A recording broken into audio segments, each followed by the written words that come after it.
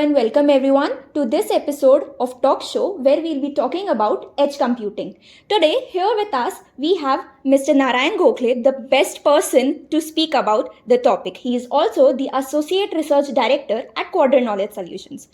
Hello, sir. Thank you. So, I wanted to ask to you what exactly edge computing is, why do we need it in a market, and how is it different from cloud computing?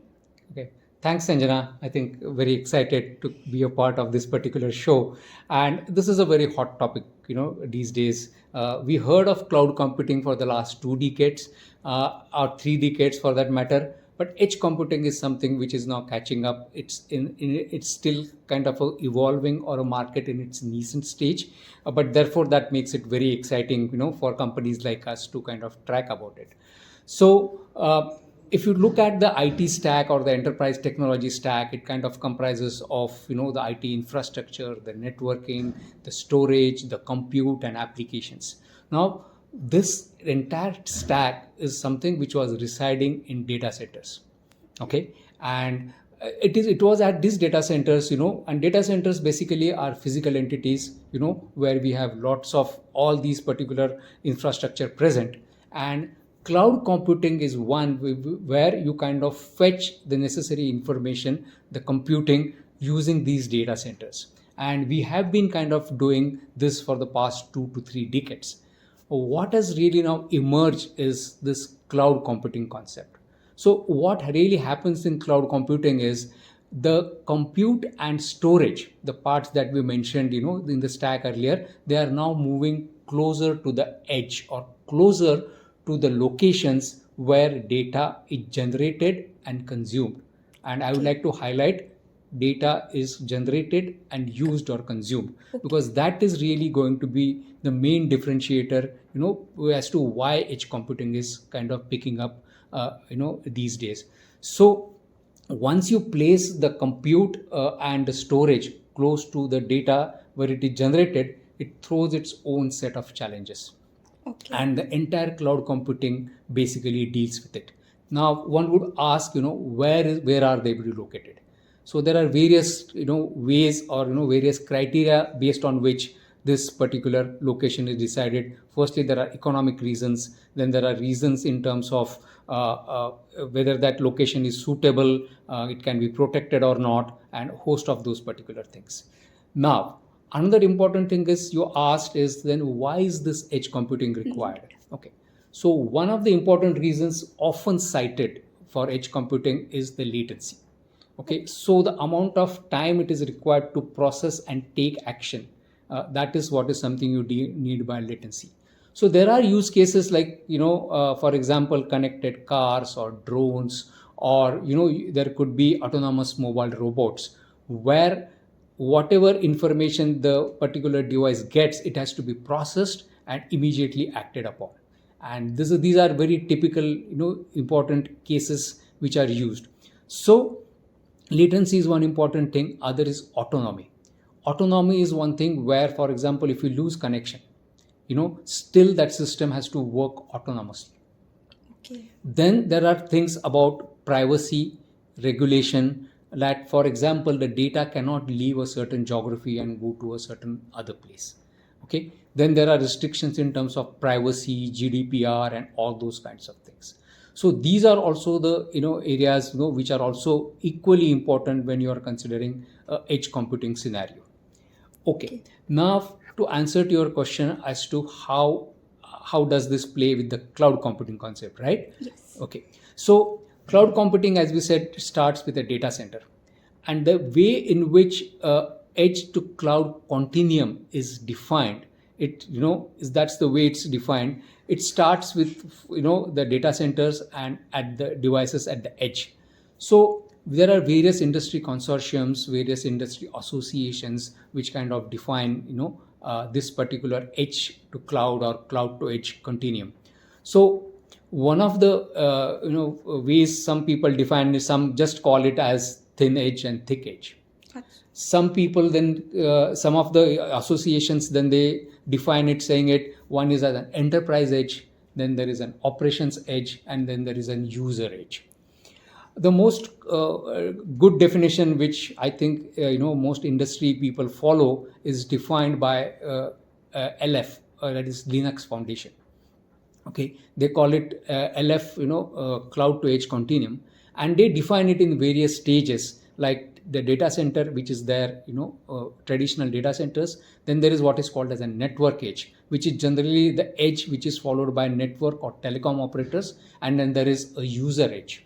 Okay, so we have got a data center, a service provider edge, and a user edge. And in the user edge, there are the traditional on-prem servers, and then there are smart devices, and then there are constrained devices. So as you move far, as I was talking about, then the edge computing challenge really becomes very difficult. So this is the way edge computing is generally defined, and now you can understand the challenges that one would have when you have to move your compute and storage resources way from your on-prem to your smart devices and then onto your constrained edge devices. Okay, then another question you had is about the difference between edge computing and cloud computing, and is anyone really going to kill each other's marketplace? No, it's not like that. It's basically that cloud computing and edge computing are complementary. Both are going to coexist. Okay? So if you see the mammoth growth that one has seen in cloud computing over the past 2 decades, one can assume that probably it could be a 4x kind of a growth that we are anticipating in edge computing going forward. So it's not that edge computing is going to replace cloud computing, it's going to complement it, and both the systems are going to go hand in hand, as the technology evolves and the landscape becomes further clearer. So do you have some typical use cases which you can talk about to explain both the technologies better? Correct. I think there are a number of use cases. So we just talked about what is called as autonomous devices. So I just talked about drones. I just talked about connected vehicles or autonomous vehicles, and we talked about the drones, the vehicles, and the autonomous robots. Then there is a lot of use cases in manufacturing. So let us take an example of manufacturing. So in manufacturing, what happens is quality control is very important. And quality control, we use systems such as machine vision. And machine vision along with analytics is a very good combination for edge computing applications. For example, whatever finished goods, be it in pharma or food and beverage companies, the end product is quality checked through machine vision systems, whether the end product is as per the requirement.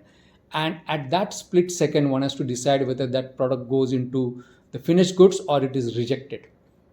And then we got lot of analytics, lot of data points that are also to be generated. Now, what does this finally lead to? It leads to predictive maintenance, because the way in which the finished goods are manufactured, if it is associated to some machine problems, one can, like for example, if the label is not printed properly, that means there is a problem with a labeling machine, and then it can go to the predictive maintenance part. Then there is a lot of analytics pieces which is involved. Then there is emerging digital twins which can be based on all these particular concepts. So it throws up lots of areas, where this can be kind of used. Then there are use cases in retail. Now it's, let's say, omni-channel retail. Like you have a physical store and you have a digital store as well, right? So how are the physical stores doing in terms of the inventory? Are any shelves, getting replenished or not on time? How is the consumer or the customer who is coming to a retail store doing it? Now, these were always analyzed earlier also, but now, as I just mentioned earlier, these are real-time changes that the store can do in terms of how this format of the store has to be arranged, in terms of where the inventory should be placed. Are there any quick sales that you can give it to your particular customer? The similar use case can then be applied to what is called as quick service restaurants, because quick service by nature are restaurants where you have to quickly serve the menu to those customers. There are a lot of use cases associated with those fields as well. I hope it throws light on on the use cases that we have been able to talk, and the journey of cloud computing and edge computing. Yeah, it is actually a very nice conversation, and to understand all of it from you, it was very interesting. I think we can end the conversation here, and stay tuned. There will be more videos coming up on similar topics. Stay connected, stay tuned. Thank you.